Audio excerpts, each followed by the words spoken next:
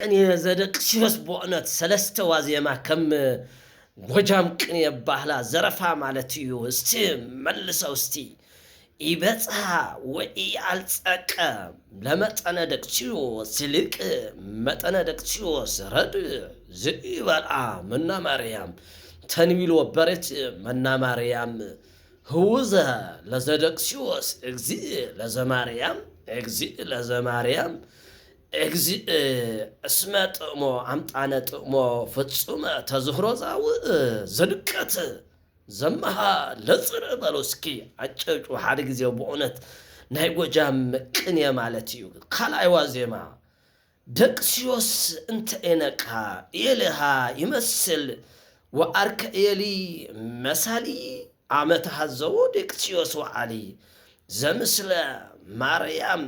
ዘኮነት ዘምስለ ማርያም ዘአጥፈ ለዘደቅሲዮስ ትየሊ አኮኑ እቱ ምድረ ኢሎፍሊ አኮኑ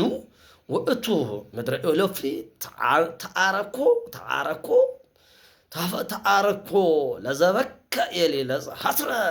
ኤሊ ሳልሳይ ቅኔ ዋዜማ ከምናይ ጎጃም ይብል ይብል ብእለ ጽድቅ ደቅሲዮስ ዘጻኢፈ ተዝህሮ ሰካሪ ዘጻኢፈ ተዝህሮ ሰካሪ ሲራክ ቃለ ማርያም ዘኩሎ መካሪ ዘኩሎ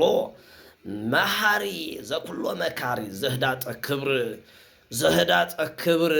ያሰትት ወዘቡዛሃ እንዘህዳጠ አእማሪ ስመቡዛሃ ክብር ይሃጉል አማሃዳሪ ቤተ ኤሊ ዘጠሎ ፈጣሪ አትሎም እንዴ በላኝ ናይ ጎጃም ቅኔ ማለት ሰለስተ ዋዜማ ይልግበር ቅኔ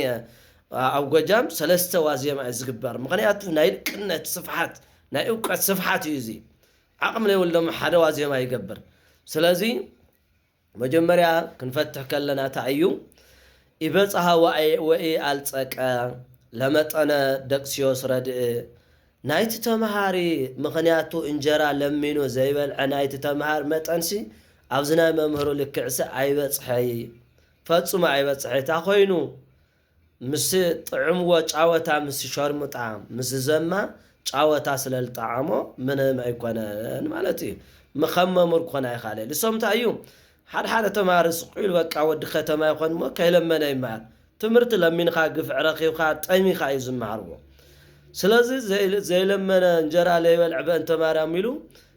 ዝተማሃር መጠኑ ከም መምህሩ ይበጽሕ እታ ኮይኑ ምስታ ዘማ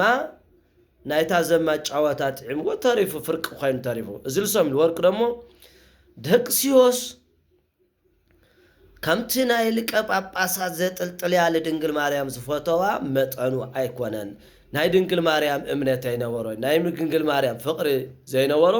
ስለልኾነ መጠኑ ኣይኮነን ታ ኮይኑ ናይ ድቀት ፍቅሪ ማለት ካብ መንበር ተገልቢጡ ማለት ኢሉ ወርቁ እቲ ካልኣይ ደሞ እሺ